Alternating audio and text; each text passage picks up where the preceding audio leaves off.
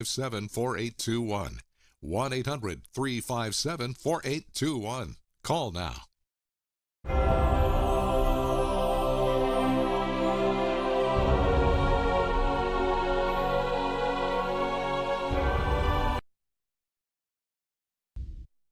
Breaking news, welcome to NTD Newsroom.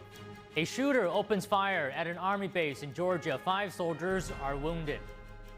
President Trump raises the tariffs on India to 50%. What it has to do with the war between Russia and Ukraine. Special Envoy Steve Witkoff meets Russian President Vladimir Putin in Moscow. The topics the two discussed as Russia is facing an upcoming deadline. The Texas governor sues to remove State Representative Gene Wu from office. Wu led Democratic lawmakers out of the state to prevent a Republican redistricting push. President Trump claims certain banks have discriminated against conservatives. What needs to be done to prevent debanking? We talked to a finance professor. Immigration and Customs Enforcement is removing the age gap or cap for people applying to join the agency. Tens of thousands of people are reportedly applying for roles.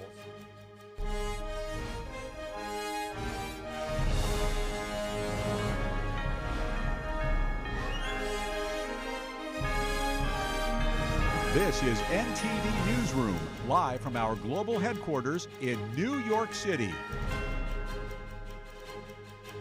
Good afternoon, and thanks for joining us. An active shooter was reported today at Georgia's Fort Stewart, home to the Army's 3rd Infantry Division. The base commander had ordered a lockdown. Fort Stewart is about 225 miles southeast of Atlanta and 40 miles southwest of Savannah. Law enforcement responded to reports of a possible shooting this morning at the base's 2nd Armored Brigade Combat Team Complex. The suspected gunman was arrested about 30 minutes later. The lockdown has been lifted for the rest of the base. The Army said casualties included 5 soldiers who are being treated. The FBI's Savannah Field Office said it was assisting the Army's Criminal Investigation Division. Georgia Governor Brian Kemp said his office was in contact with law enforcement. White House Press Secretary Caroline Leavitt posted on X saying President Donald Trump has been briefed on the shooting. India now faces a 50% U.S. tariff. President Trump is raising the tariff rate by 25% to punish India for buying Russian oil. In an executive order today, Trump said India's government is, quote, currently directly or indirectly importing Russian Federation oil. In an earlier interview, Trump also criticized India for fueling Russia's war machine. India is one of the largest U.S. trading partners. Last week, the president announced the initial 25% tariff. Today's announcement comes as a larger executive order addresses the threats of the Russian government to the United States. Meanwhile, Apple is investing $100 billion into domestic manufacturing. A White House spokesperson touted the investment, which President Trump is expected to announce later today. The spokesperson said, quote, today's announcement with Apple is another win for our manufacturing industry. The official added that the investment will, quote, simultaneously help reshore the production of critical components to protect America's economic and national security. Apple's latest pledge would bring its total U.S. investment to $600 billion. Apple said in February it would spend $500 billion in U.S. investments in the next 4 years. The financial commitment will include a factory in Texas for artificial intelligence servers. The investment is also expected to add about 20,000 research and development jobs across the country.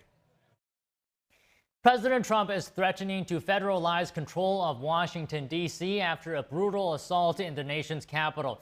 Trump is criticizing the city's crime laws as being too lenient. Here are the details. This is a big one here. President Trump is threatening to put Washington, D.C.'s governance under federal control. The warning came after a man was violently assaulted in the city. Trump said the victim was a Department of Government Efficiency staffer. Elon Musk posted on X that the man was beaten while trying to stop a gang from assaulting a woman. According to the latest statistics, crime in D.C. is down 35% from last year. But Trump says the city is still out of control. Either they're going to straighten their act out in the terms of government and in terms of protection, or we're going to have to federalize and run it the way it's supposed to be run. Trump posted on Truth Social that D.C. must be safe, clean, and beautiful, adding that local laws on prosecuting minors need to change. Trump called for offenders as young as 14 to be tried as adults. Congress does have the power to override D.C. laws under the Constitution, though it rarely does so. D.C. Mayor Muriel Bowser's office did not immediately comment on Trump's suggestion. On Tuesday, Trump also said he would soon make a decision about who will replace Federal Reserve Governor Adriana Kugler. She is resigning early from her term and will exit the central bank on August 8th. I'll be making that decision before the end of the week, and we'll either decide on one for permanence or the 4-month period, the term. Trump also said he has narrowed the list for a new Fed chair once current chair Jerome Powell's term ends.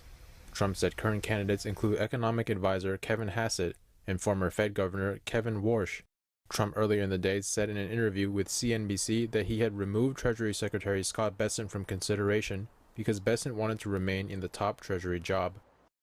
And with a 2028 Los Angeles Olympics on the horizon, Trump signed an executive order Tuesday establishing a White House task force for the Games. And the LA Olympics is shaping up to be a wonderful moment for America. It's going to be incredible. It's so exciting. And with today's action, I'm directing the Department of State, the Department of Justice, the Department of Homeland Security, the FBI, the Secret Service, the Department of Transportation, and many other departments and agencies to use every tool at their disposal to ensure a fantastic, safe, and beautiful event. Trump said the task force is made up of cabinet members and government agencies and will coordinate federal, state, and local government work on transportation. A vandalized monument is getting a new lease on life. A statue of a Confederate general toppled during the 2020 riots over the death of George Floyd will be reinstalled in Washington, D.C.'s Judiciary Square. The statue of Confederate General Albert Pike was forcibly removed and vandalized in June 2020.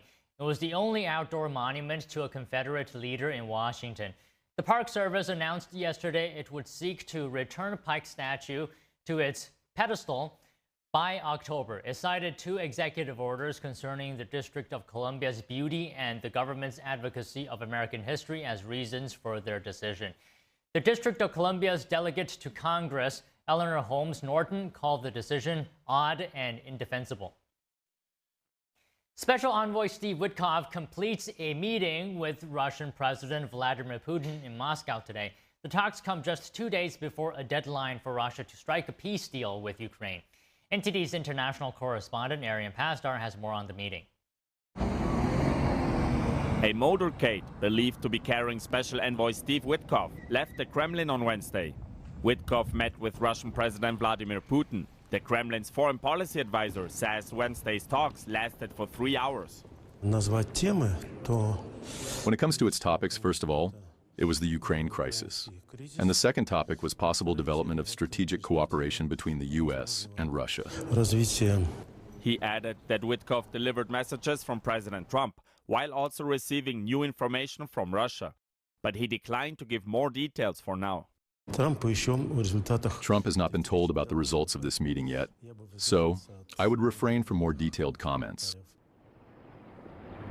Wednesday's talks come just 2 days before a deadline for Russia to strike a peace deal with Ukraine. Trump says he'll increase economic pressure on Moscow if no deal is reached by Friday.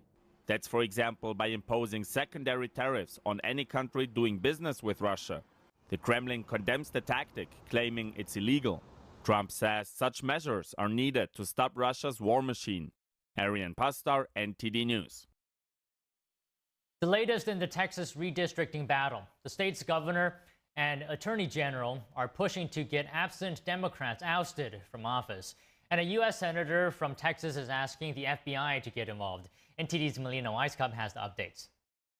Dozens of Democrat state lawmakers from Texas remain out of state. There being 94 members present, a quorum is not present. Facing arrest warrants and now possible removal from office. I'll pay that price for America. Yes. And I think everyone behind me would say they would do the same. Right. Texas Governor Greg Abbott is asking the state Supreme Court to remove the state House Democratic chair, Jean Wu. The governor wrote, Texas House Democrats abandoned their duty to Texans, and there must be consequences. As for the other Democrats, the Attorney General is giving them until Friday to return, or he'll seek to remove all of them from office. redistricting happens every 10 years after a census. And so this is not the regular way that we do redistricting. Their goal is to block a Republican-backed redistricting vote that would give the GOP a competing chance in Democrat-held districts. These voters in these districts won by Trump, they don't have the ability to vote for their candidate of choice now because they're in congressional districts. They're in a Democrat district as opposed to a district won by Trump. If Democrats return for the vote, the map is almost certain to be approved. So they're trying to run out the clock. We have to know our lines by maybe October. So the time is ticking, and it's ticking away really fast. That is why you see the Attorney General as well as the governor getting very aggressive, because you can't just change the lines and you can't change the primary without the Democrats being there and providing a quorum.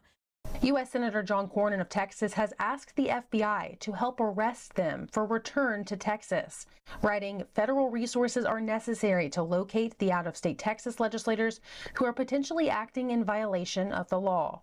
Reporting from Washington, D.C., Melina Weiskup, NTD News. As Republicans push to redistrict congressional maps in Texas, Democrats are looking at another state, California. California Representative Joey Lofgren says she's seen a conceptual map. She claims it could flip 5 of the 9 Republican seats in her state. It comes after Governor Gavin Newsom asked lawmakers to draw a new map to put before voters in a November special election. But he has said that will only happen if Texas goes through with its redistricting. Right now, the Lone Star State is in gridlock on the issue. Democrats there have sat out sessions, preventing the quorum necessary to adopt new maps. Those maps could give the GOP 5 more congressional seats.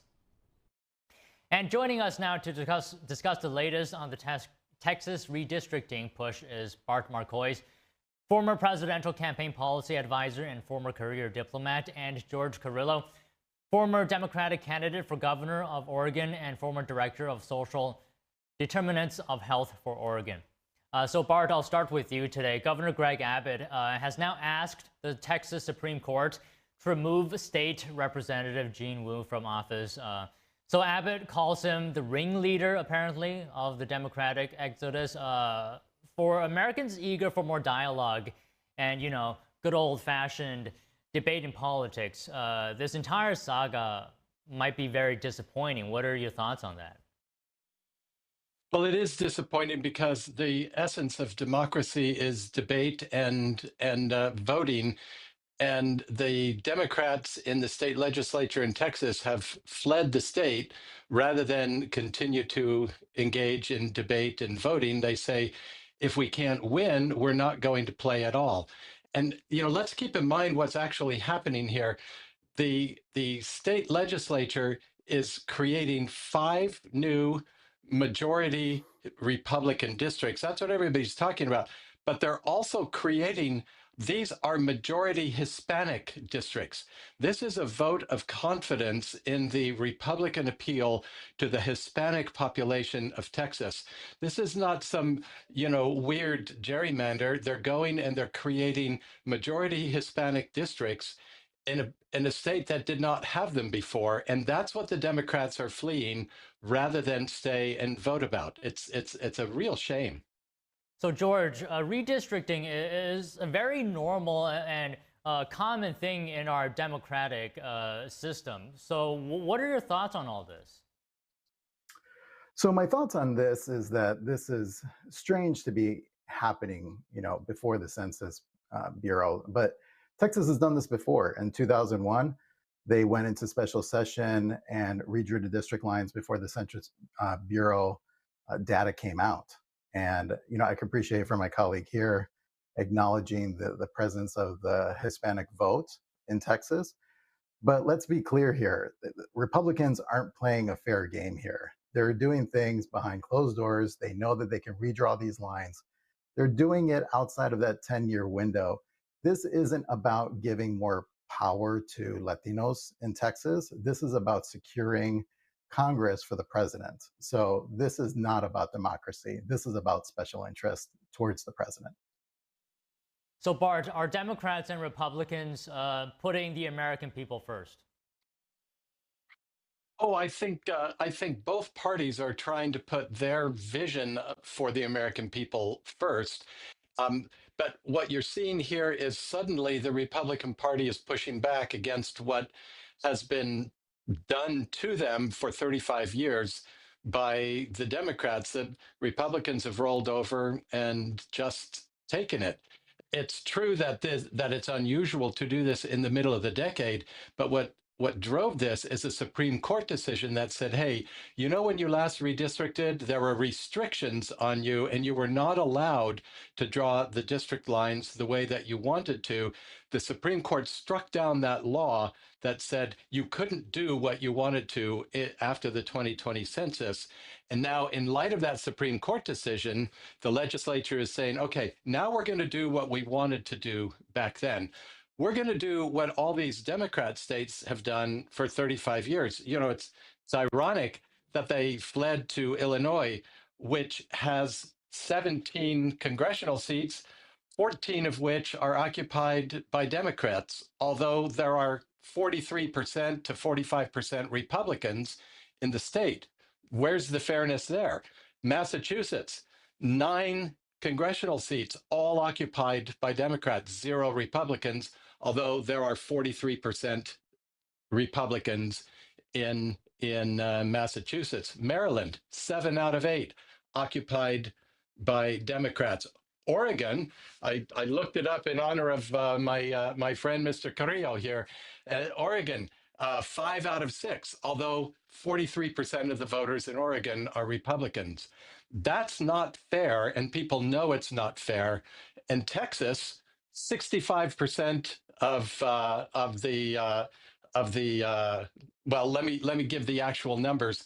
There are 25 Republicans and 13 Democrat seats, and 56% of the state votes Republican. So there is a slight edge for Republicans there, but nothing like in these states that are controlled by Democrats. So, you know, it's just they're pushing back, and for once, Republicans are playing hardball, and Democrats aren't used to that.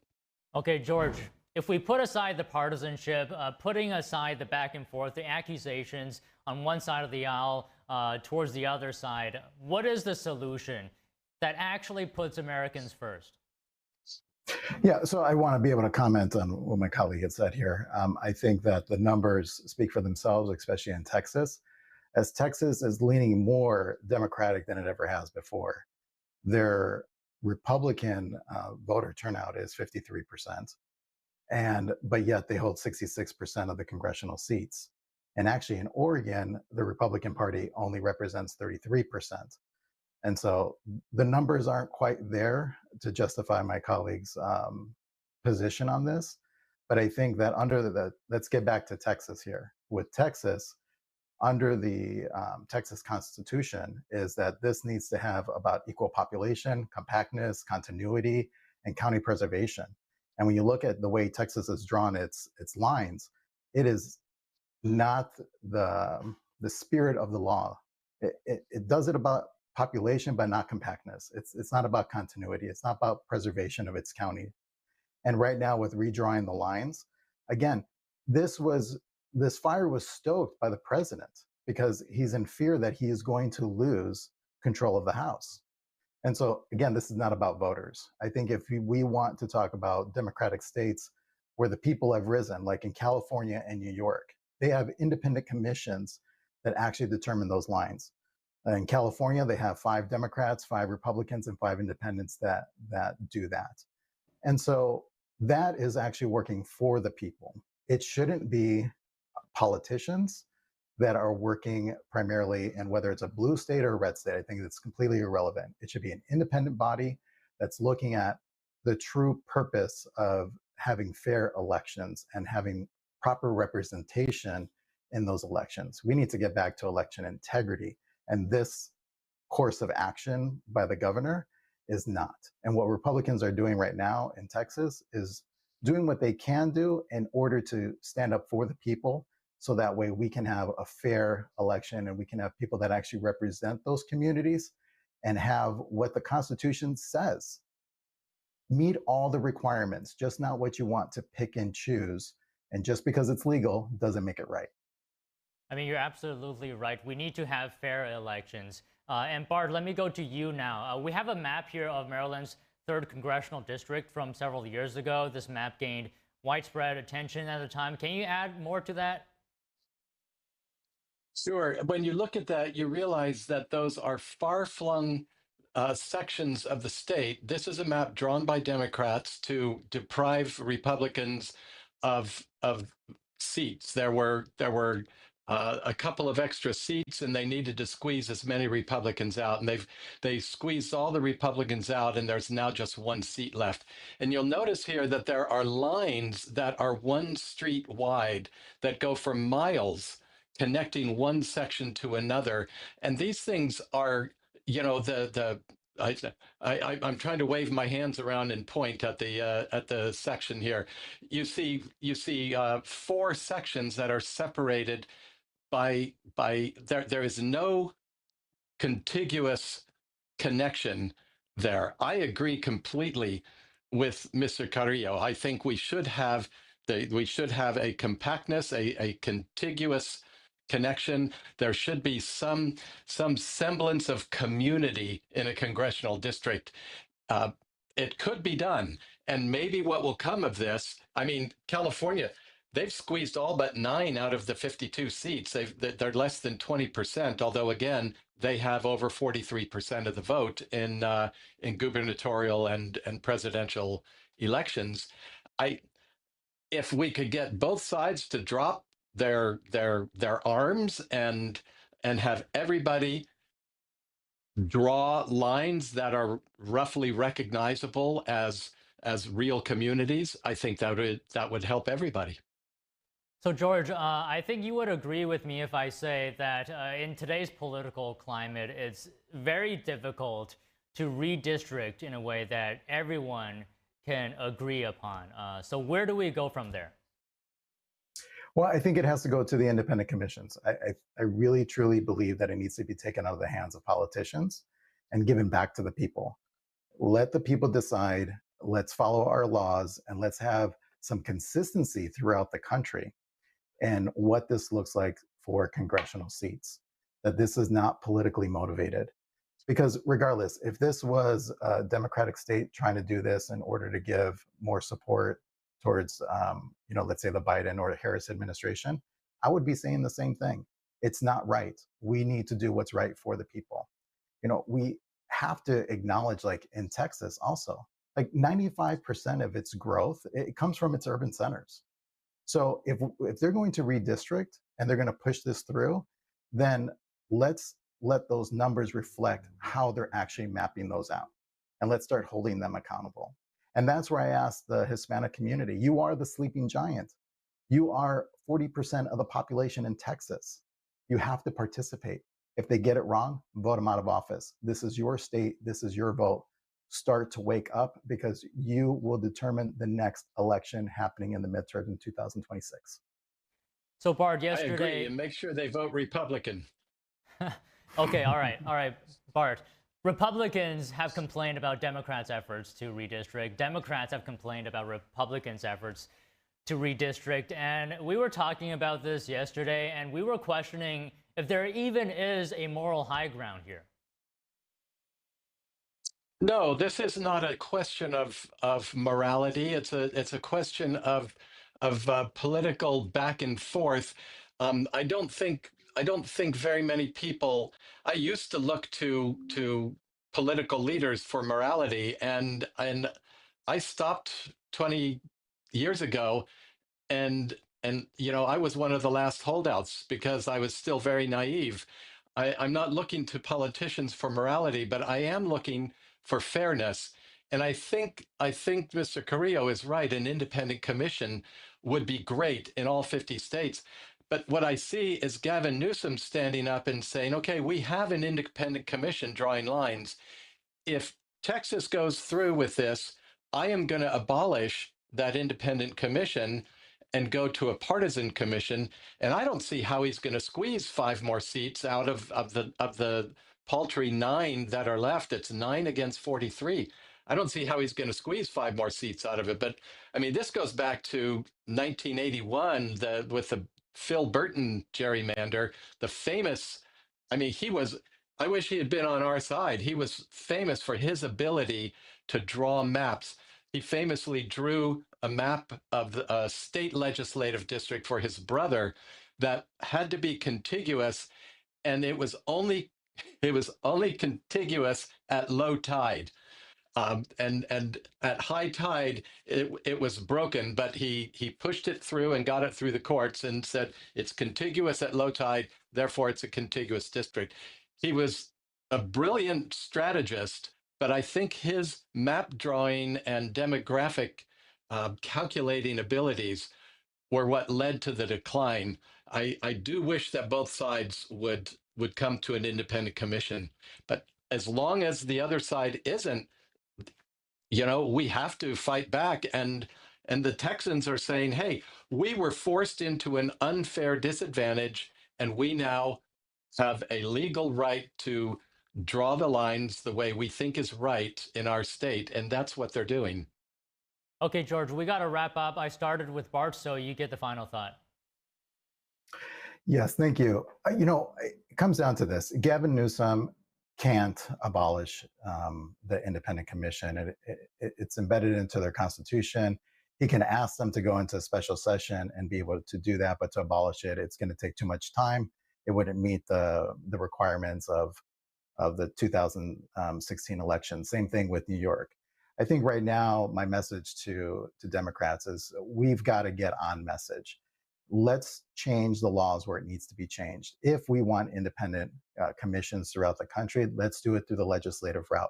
Let's not start precedents that every time someone is in power, that we're going to be changing maps.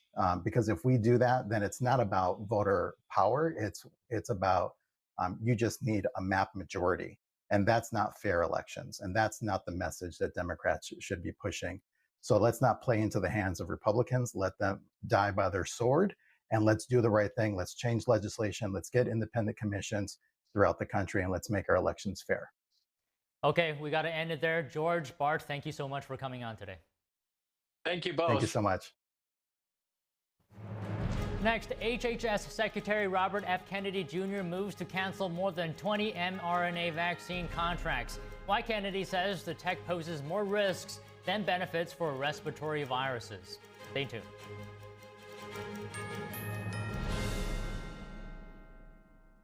Is deep-sea fish oil really healthy? Due to pollution in the oceans, most fish contain heavy metal elements and radioactive substances. That's why it's so important to choose a pure source of omega-3. Puritan Green Vegetable Omega-3 is made from purslane and perilla seeds, which are rich in nutrients and minerals. It effectively improves brain power and is beneficial to the heart's health. Puritan Green Vegetable Omega-3. Eat 2 a day and you'll feel brand new. I trod on my glasses yesterday, and I had to pay up front for a new pair that I can't even pick up for another 10 days. So I looked for another way, and I found Select Specs. I ordered online. My new glasses just arrived this morning, and I can pay over the next few weeks. This is the way to buy glasses. See now, pay later with Select Specs. Next day delivery and deferred payment options only at selectspecs.com. Hi, I'm Ty Pennington, here for Choice Home Warranty. They protect my home from expensive repairs, and they can do the same for you. No matter if it's your refrigerator, plumbing, or more than 20 other home systems and appliances, Choice Home Warranty has saved millions of homeowners a whole lot of money. For a low monthly fee, you get their nationwide network of trusted local technicians with plans that cover repairs and replacements done quickly and the right way. No more headaches searching for technicians. No more budget-breaking chaos. Just a peace of mind of having Choice Home Warranty at your service. Call Choice Home Warranty now and save big with their special offer of your first month free and free limited roof coverage. Call now. Call Choice Home Warranty for your free personalized quote and to get your first month free. Call in the next 5 minutes, and as our special offer, you'll receive free limited roof coverage. Call now to lock in your rate and save big. Call 800-210-6422. 800-210-6422. Amazing grace, how sweet the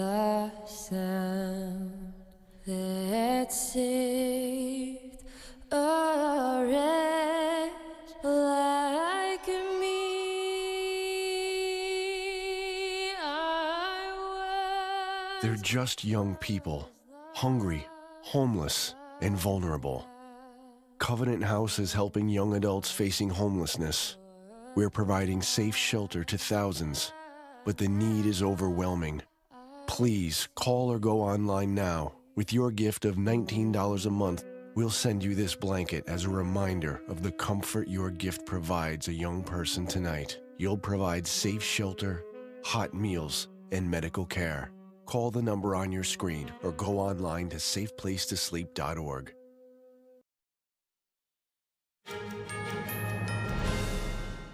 The Justice Department has released an updated list of states, counties, and cities it considers sanctuary jurisdictions.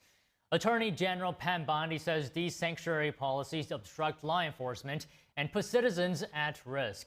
The list names 12 states the DOJ says refuse to comply with federal immigration authorities, including California, New York, and Illinois. It also includes 4 counties and 18 cities, including Los Angeles, Chicago, New York City, and Washington, D.C. The designations follow an executive order signed by President Trump in April. The DOJ says it plans to continue legal action against these jurisdictions. Immigration and Customs Enforcement, or ICE, is removing an age cap for people applying to join the agency. Homeland Security Secretary Kristi Noem told Fox News today that tens of thousands of people are applying. As of today, we have over 80,000 applicants for those 10,000 positions already. People and patriots across this country that say, we want to join, we want to help and be a part of this effort. It's overwhelming to see the amount of response and support that our ICE officers have gotten. Noem says activists have been harassing ICE officers and trying to harm them. She praises the agency for continuing to do its job and working to uphold the law. Noem adds that the efforts to hire 10,000 new officers has been successful so far. Plans for a new immigration detention center in Indiana. The Department of Homeland Security confirmed the facility will increase ICE's detention space by 1,000 beds, located at the Miami Correctional Facility near Bunker Hill. It's been dubbed Speedway Slammer in reference to Indiana's racing history, hosting the Indianapolis 500 every year. Homeland Security Secretary Kristi Noem thanked Indiana Governor Mike Braun on X. Noem urged illegal immigrants to self-deport rather than risk ending up at the new detention facility. DHS says the Speedway Slammer will be home to the worst of the worst arrested by ICE. Democratic State Representative Victoria Garcia-Wilburn told Newsweek that phrases like Speedway Slammer make light of grave moments and criticize the move for instilling fear in immigrant communities. mRNA vaccine work is taking a hit. Health and Human Services Secretary Robert F. Kennedy Jr. says 22 mRNA vaccine development contracts are being canceled and redirected. NTD's Daniel Monahan has more. HHS Secretary Robert F. Kennedy Jr. announced that mRNA vaccine development contracts are being canceled, saying the vaccines fail to protect effectively against upper respiratory infections like COVID and flu.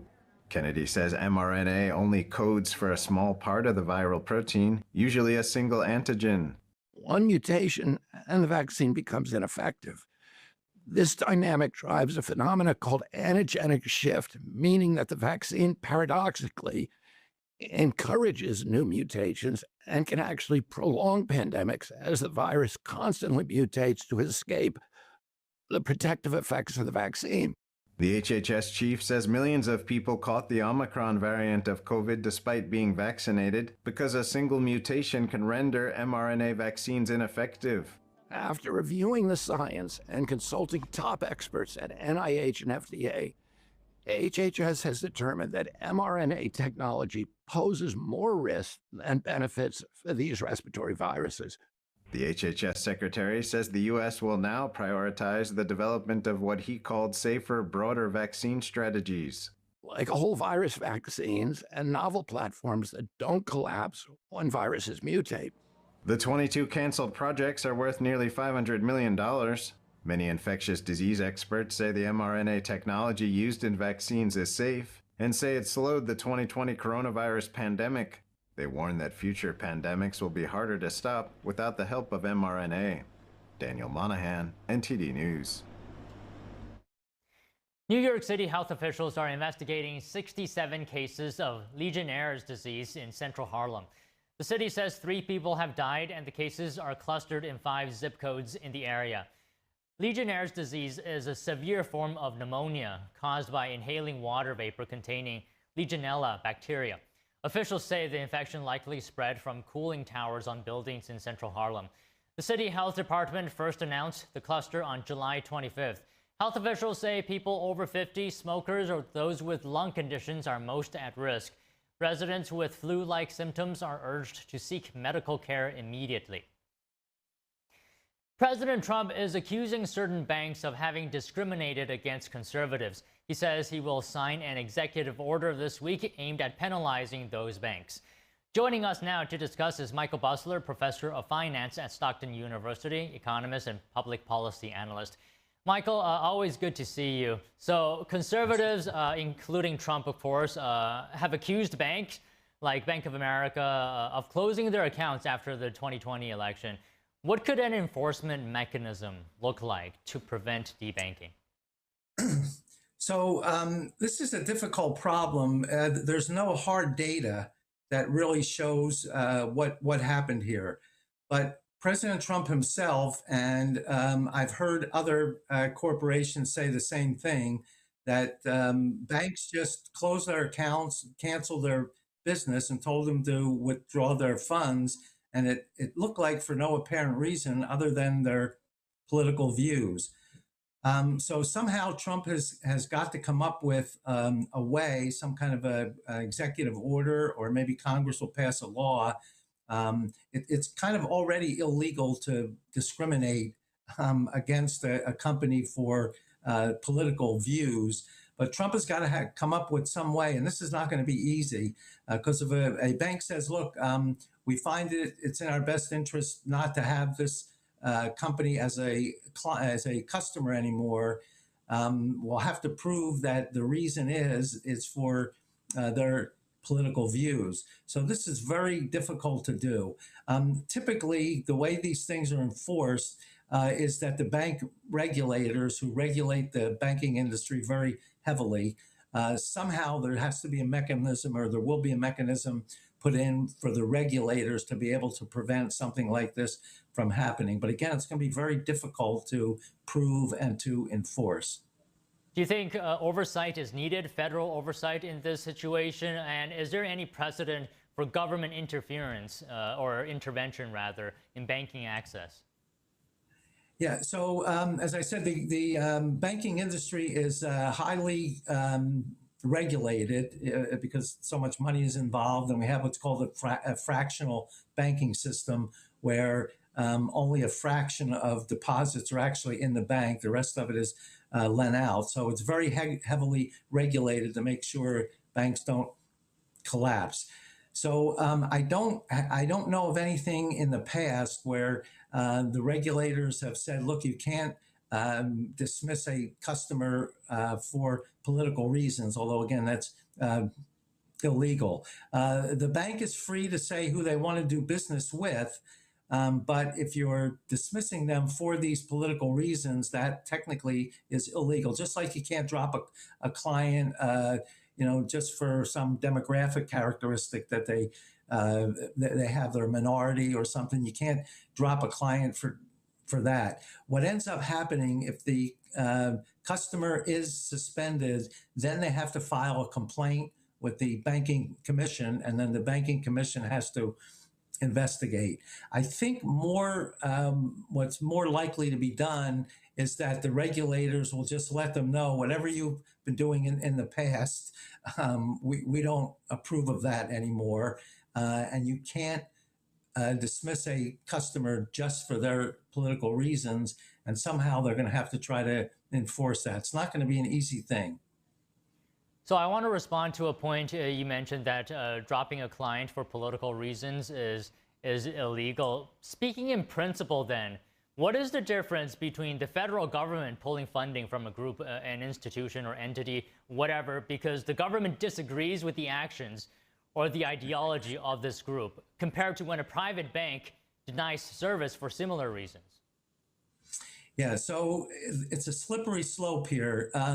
The current administration doesn't want DEI rules enforced, and most companies are kind of going along with that. But suppose a company doesn't, and they say, look, we believe in diversity, equity, and inclusion, and you can't tell us that we can look at different customers because we want to give favorable treatment to some because we believe in DEI. So it's very difficult.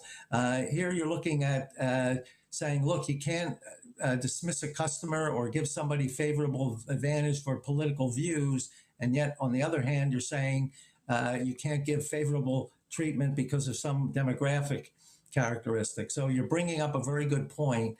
And if a bank is dropped, or a customer rather is dropped, and there's some kind of a case that goes to court, this could turn out to be kind of a hot topic. I don't think that's going to happen.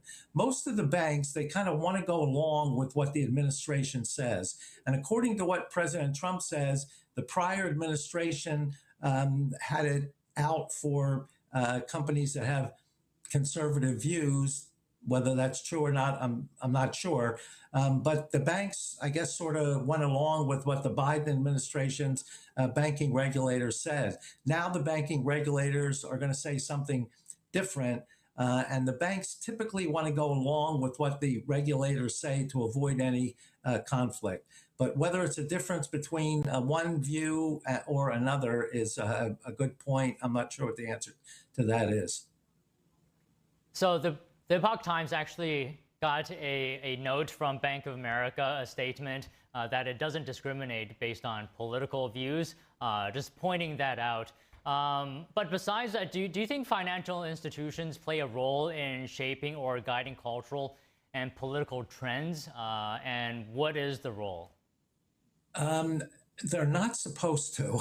All they're supposed to do is hold the money of depositors, make loans, and provide other financial services. They're not supposed to really get involved politically with whatever administration is in power at the time. Now, even some companies, they're not supposed to either. Companies' primary goal is to make a profit for their stockholders by satisfying the needs of the consumers.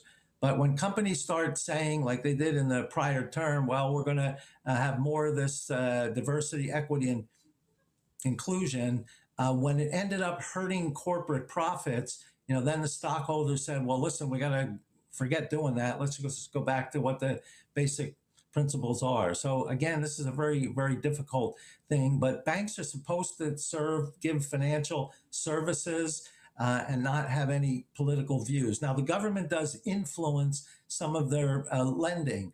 For instance, the government has these opportunity zones where there's very favorable tax treatment to somebody going in to develop in these areas, and they encourage the banks to make loans in that area.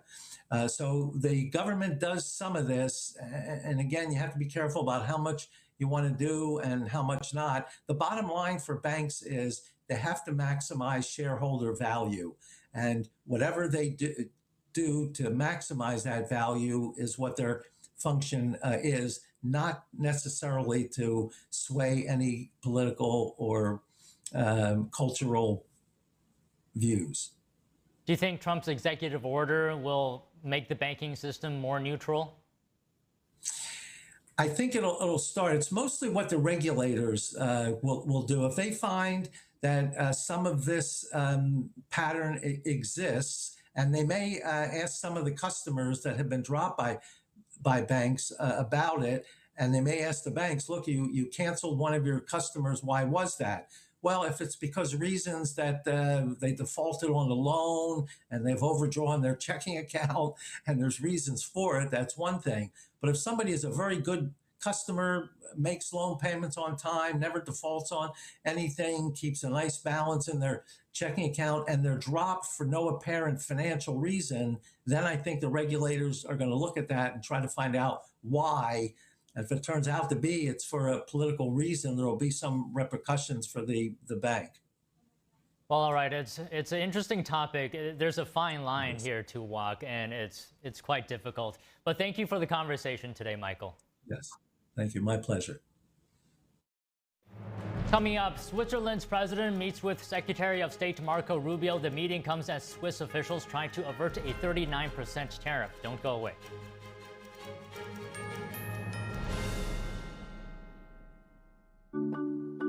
My mom and dad were traditional Asian parents. Now my father would go to work before I woke up in the morning, and then he would come home too tired to play with me. I tell my son, I love you every single day. I love you. Now my dad has never said that to me. Not because he doesn't love me, but because culturally it wasn't comfortable for him. So I teased him the other day and I said, how come you never say that to me? And he said, you're too old now. Now that he's a grandfather, he says, I love you to my son every time he sees him. My advice to all the fathers out there, forget the material things, forget the cultural restrictions. They grow up way too fast for you to waste even a single precious minute or moment. Say bye-bye. Bye-bye. Where did the time go? Somehow I lost all those years. Where did the time go? I don't know how I got here. Or how did I get here?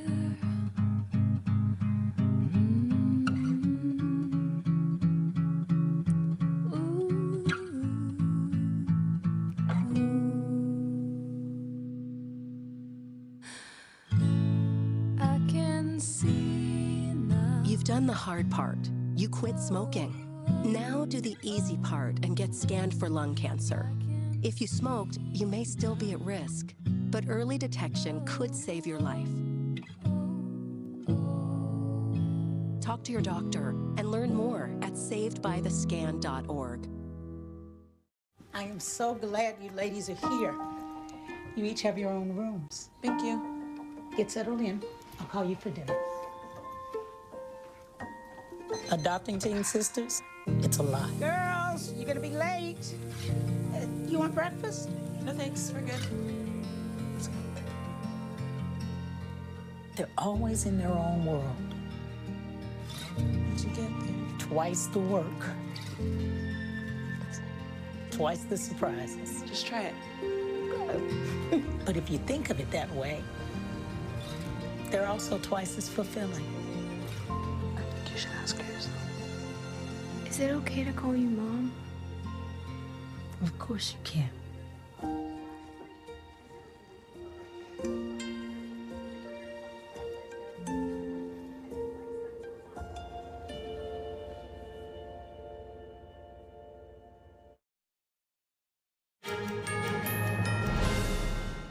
Today, the Swiss president is meeting U.S. Secretary of State Marco Rubio.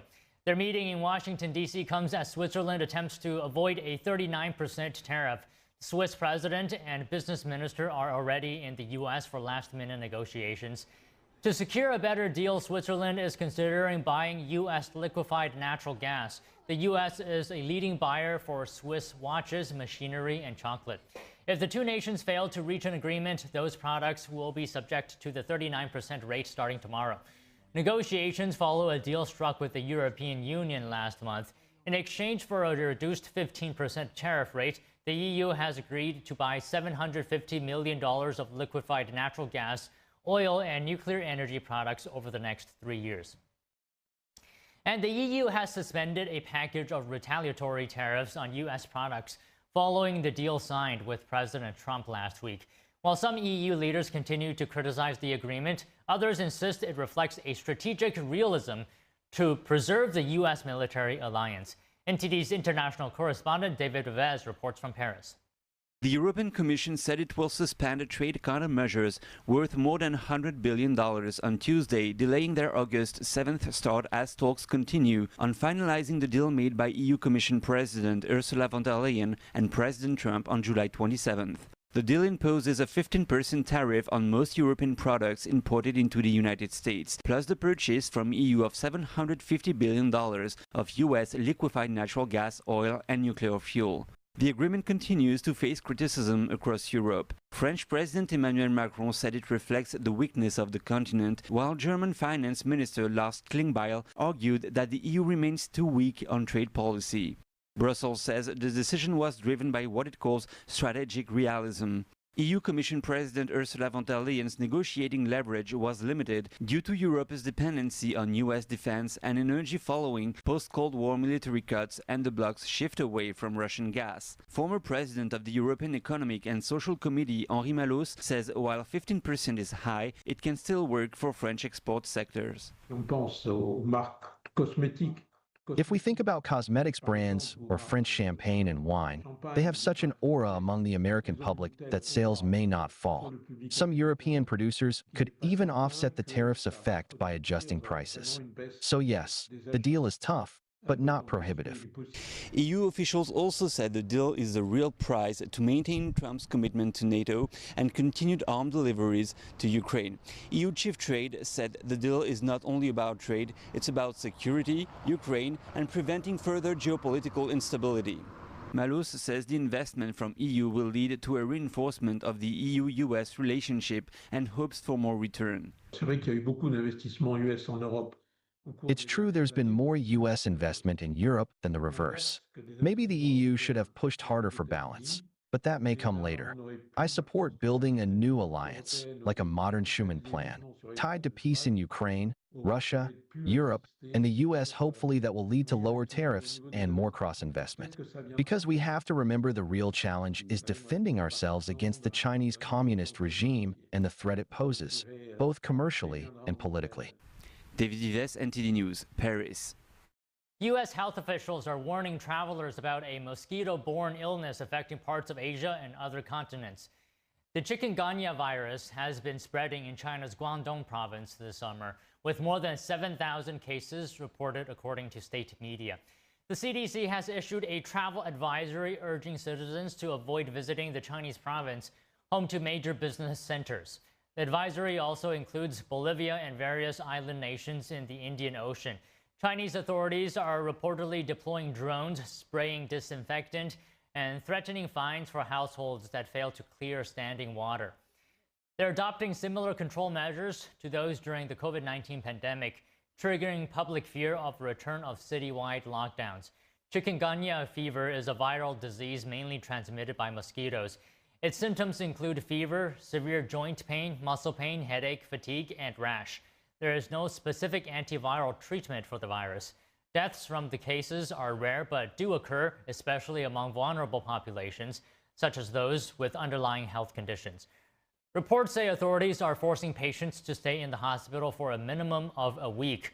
A brief 2-week home quarantine period was reportedly dropped, since the disease is mosquito-borne and cannot be transmitted from person to person. More arrests as the Justice Department focuses on exports of sensitive technology. The DOJ has charged 2 Chinese nationals with illegally shipping AI microchips to China. This comes after a California tech company pleads guilty to a similar charge. NTD's David Lam reports. The Department of Justice is cracking down on technology that's being smuggled out of the U.S. On Tuesday, DOJ announced the arrest of 2 Chinese nationals. The government accuses the 28-year-olds of exporting to China sensitive microchips used in AI applications. The suspects allegedly transferred tech worth tens of millions of dollars overseas from 2022 to 2025, including high-performance chips. I think that's the most concerning thing is, figuring out, where all these leaks are and starting to patch things up. And that's going to be more on the enforcement side rather than the policy side. Tech infrastructure designer Jared Navari says it comes down to culture and leadership.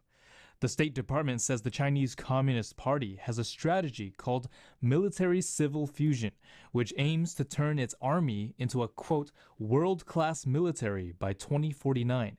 This includes increasing its research and development and acquiring cutting-edge technology through theft. Last week, San Jose-based Cadence Design Systems pleaded guilty to illegally selling semiconductor design technology to a Chinese military university on the U.S. export blacklist. That information, the hardware and the software, really the information itself, that's critical for creating supercomputer chips, right? That do fuel and run AI, that run military defense systems, so on and so forth. So it's highly, highly valuable, and it's highly dangerous in the wrong hands. The two Chinese nationals charged by DOJ face up to 20 years in prison. David Lamb, NTD News, California. Japan today marked 80 years since the atomic bombing of Hiroshima. About 50,000 people observed a moment of silence at 8:15 a.m., the time the bomb was dropped. Here is Japan's Prime Minister. As Prime Minister, I would like to offer my sincerest condolences to the souls of those who fell victim to the atomic bomb, and I would also like to offer my heartfelt sympathy to the survivors who are still suffering from the aftereffects of the atomic bombing. We must not repeat the tragedy that was brought upon Hiroshima and Nagasaki. It is our country's responsibility, as the only nation that have suffered atomic bombings, to uphold the three non-nuclear principles and lead the global initiative for a world without nuclear weapons. The bombing of Hiroshima on August 6, 1945 destroyed the city and killed 140,000 people. The U.S. bombed a second on Nagasaki 3 days later, killing 70,000. Japan surrendered on August 15th, ending World War II, and nearly 50 years of Japanese aggression in Asia. Though Japan's Prime Minister pledged to work for a world without nuclear weapons, the Japanese government has rejected the survivors' request to sign the Treaty on the Prohibition of Nuclear Weapons. A milestone in space. 13 years ago this week, the Mars rover Curiosity landed on the red planet. It took a series of complicated maneuvers never attempted before that led to the successful landing on Mars's Gale crater. The mission's goal has been to find out if any life forms might have existed on Mars. And the rover is also trying to collect information to figure out how the Martian climate changed from a planet that contained lakes and rivers into the frozen desert it is today. Curiosity is well equipped. It has a robotic arm to study rocks and cliffs. It also has a radio, cameras, and nearly a dozen science instruments. Coming up, White House border czar Tom Homan speaks on the newest migrant detention center in Indiana. Hear his message to reporters after the break.